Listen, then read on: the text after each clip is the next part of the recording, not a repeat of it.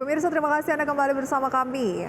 Meski mendapat tantangan dari Uni Eropa dan juga gugatan di WTO, pemerintah tetap bersikeras melakukan hilirisasi industri demi mendapatkan nilai tambah. Setelah nikel, pemerintah kembali melarang ekspor bauksit pada Juni 2023 mendatang. Meski pelarangan ekspor bahan mentah nikel mendapatkan gugatan Uni Eropa di WTO, tidak menurunkan komitmen pemerintah untuk tetap menerapkan hilirisasi di dalam negeri. Melalui hilirisasi, pemerintah akan mendapatkan keuntungan di antaranya menyerap tenaga kerja dan menarik investasi.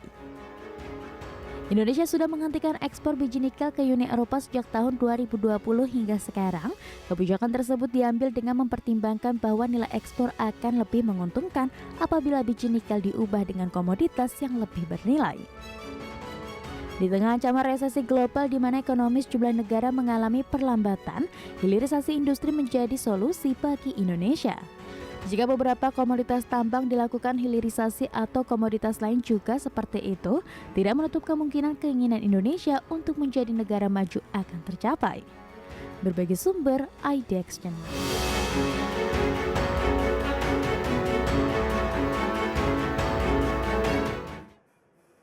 Pekan kemarin, pemerintah kembali memutuskan untuk melarang ekspor bahan mentah bauksit pada Juni 2023. Hal ini dilakukan demi mendapatkan nilai tambah ekonomi melalui program hilirisasi industri. Dan sebagai negara penghasil komoditas, rencana hilirisasi industri ini harus dan akan dikembangkan demi mewujudkan mimpi Indonesia menjadi negara maju. Dan Menteri Investasi atau Kepala Badan Koordinasi Penanaman Modal atau BKPM, Bahlil Lahadalia pernah menyebutkan beberapa negara yang ingin meningkatkan taraf negaranya menjadi negara maju sudah melakukan hilirisasi. Di antaranya adalah Inggris yang melarang ekspor wol mentah pada abad ke-16 untuk mendorong industri tekstil di dalam negeri. Lalu pemirsa, ada Amerika Serikat yang menerapkan pajak impor yang sangat tinggi di abad ke-19 dan abad ke-20 untuk mendorong industri di dalam negeri. China juga menerapkan hal serupa dengan mendorong TKDN sampai 90% untuk otomotif. Kebijakan ini juga diterapkan Inggris untuk perusahaan otomotif di tahun 1960-an dengan peraturan TKDN sampai dengan 80%. Negara lain pemirsa yang menerapkan hilirisasi industri adalah Finlandia. Hingga tahun 1987, Finlandia melakukan pembatasan kepemilikan asing untuk memberdayakan pelaku usaha lokal. Perusahaan yang dimiliki asing di atas 20% dikategorikan sebagai perusahaan berbahaya. Apa yang dilakukan oleh pemerintah Indonesia dinilai sebenarnya bukanlah hal yang salah. Beberapa negara maju pun juga melakukan hal serupa dan sudah waktunya Indonesia mendapatkan nilai tambah dari kekayaan alamnya sendiri. Dalam acara Outlook Perekonomian Indonesia 2023 pekan lalu, Presiden Joko Widodo menegaskan komitmennya untuk menerapkan hilirisasi meski harus menghadapi gugatan WTO. Dan berikut pernyataan lengkap Presiden Joko Widodo. Tidak bisa kita biarkan lagi ekspor bahan mentah itu tidak. Tahun depan ada lagi entah 1, entah 2, stop lagi. Karena jelas 1,1 miliar US dollar kemudian melompat menjadi lebih dari 30 miliar. Dari 18 triliun rupiah melompat menjadi 460 triliun. Kalau kita teruskan rugi besar kita. Meskipun kita digugat, enggak apa-apa. Nikel digugat, ini nanti yang kita umumkan lagi ini digugat lagi, enggak apa-apa. Suruh gugati terus. Yang kedua digugat, belum rampung. Ketiga kita stop lagi, gugat lagi, enggak apa-apa. Tugas kita adalah sekali lagi mencari nilai tambah yang sebesar-besarnya. Lalu pemirsa, seberapa besar manfaat hilirisasi industri ini bagi perekonomian Indonesia? Kenapa Indonesia sampai mati-matian melarang ekspor bahan mentah meski harus berhadapan dengan gugatan banyak negara di WTO? Kita simak tayangannya berikut ini.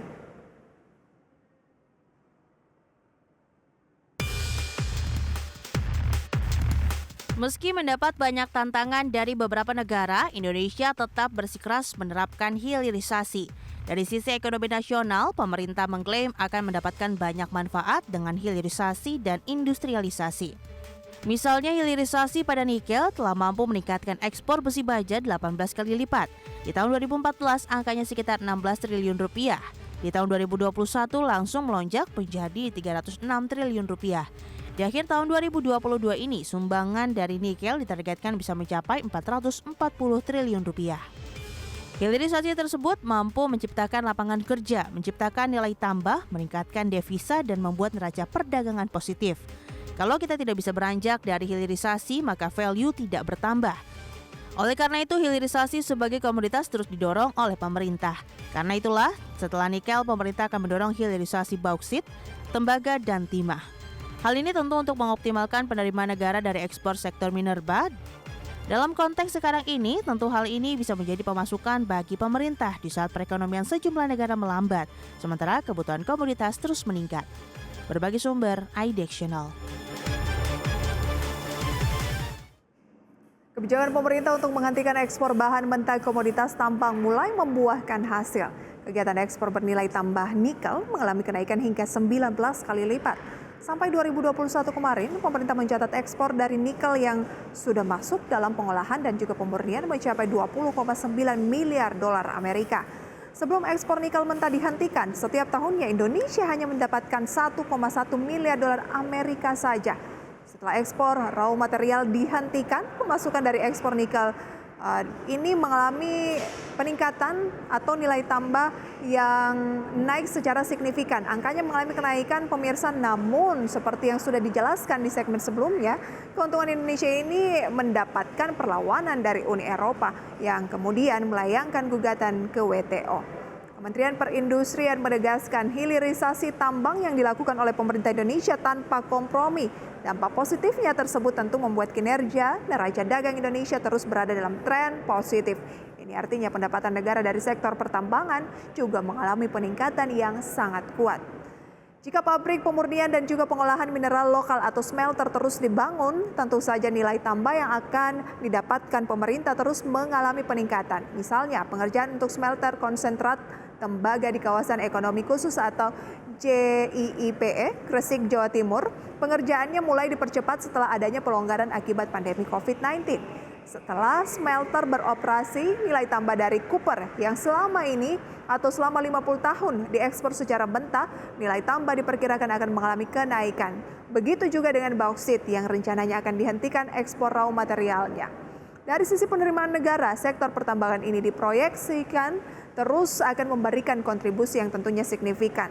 Karena itulah Kementerian ESDM menargetkan pembangunan 7 pabrik pemurnian dan juga pengolahan mineral logam dapat beroperasi pada akhir tahun ini. Dengan demikian, total smelter yang bisa beroperasi hingga akhir tahun ini bisa mencapai 28 unit. Dan jika target ini tercapai, tentu saja upaya hilirisasi komoditas mineral dan juga logam dalam negeri dapat berjalan sesuai dengan yang diharapkan.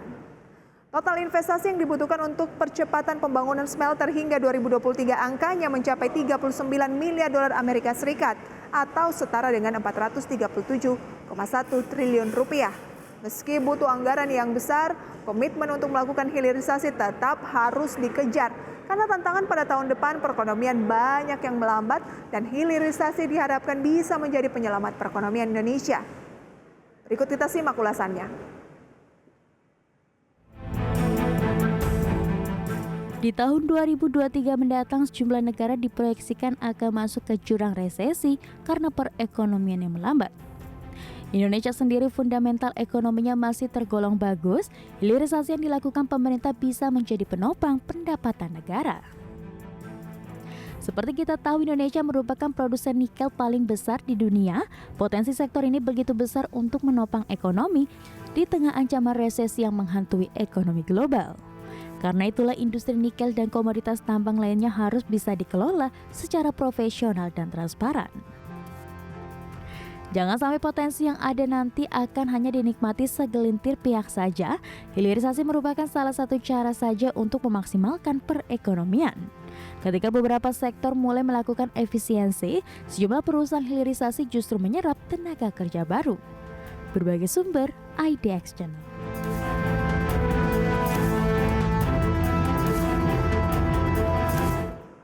Ancaman resesi pada 2023 memang masih menjadi hal yang dikhawatirkan sejumlah negara, termasuk Indonesia. Apalagi gejolak geopolitik antara Rusia dan Ukraina hingga saat ini memang masih belum confirm atau ada tanda-tanda yang pasti bahwa akan meredah. Akibatnya gejolak harga pangan dan juga energi secara global juga masih diperkirakan berfluktuasi. Saat ini sejumlah negara kembali mengaktifkan lagi pembangkit listrik tenaga batu bara yang selama ini dianggap tidak ramah lingkungan. Hal ini dipicu karena kebijakan Rusia yang menghentikan suplai gas ke sejumlah negara. Akibatnya banyak negara-negara Eropa yang terancam akan krisis energi. Pada titik inilah Indonesia diuntungkan sebagai negara penghasil komoditas tambang. Pada awal tahun 2022, pemerintah sempat menghentikan ekspor batu bara untuk mengamankan kebutuhan di dalam negeri. Kebijakan itu langsung mendapatkan reaksi negatif dari sejumlah negara. Sebulan kemudian, pemerintah kembali membuka keran ekspor setelah ada kepastian pasokan dalam negeri aman. Namun untuk komoditas lain, pemerintah juga memutuskan untuk menghentikan ekspor, tapi untuk bahan mentah. Dalam kondisi pelemahan ekonomi global ini masih tetap membuat kebutuhan komoditas tambang ini terus mengalami peningkatan. Apalagi sentimen mobil listrik masih terus menguat di berbagai daerah. Dan maksud kami di berbagai negara pemirsa ya. Dan lagi-lagi kita diuntungkan karena Indonesia merupakan negara penghasil nikel terbesar di dunia. Ketika kebijakan pembangunan smelter terus didorong, diharapkan bisa mendongkrak investasi di sektor pertambangan. Sementara jika disinergikan dengan kebijakan hilirisasi, tentu akan semakin membuat Indonesia menjadi negara yang mampu bertahan di tengah tekanan ekonomi global yang terus dilanda ketidakjelasan. Itu dia pemirsa, dan dengan melihat prospek dari industri nikel di dalam negeri dan juga Indonesia yang terus berjuang agar tidak mengekspor raw material khususnya untuk bauksit serta nikel pemirsa, banyak analis yang menilai bahwa sektor yang akan diuntungkan ataupun saham yang akan diuntungkan ke depan adalah saham yang ada kaitannya dengan smelter. Nah, bagaimana menurut Anda? Semoga ini bisa menjadi referensi dan sumber informasi bagi Anda, karena informasi lainnya masih akan kembali usai jeda pariwara berikut.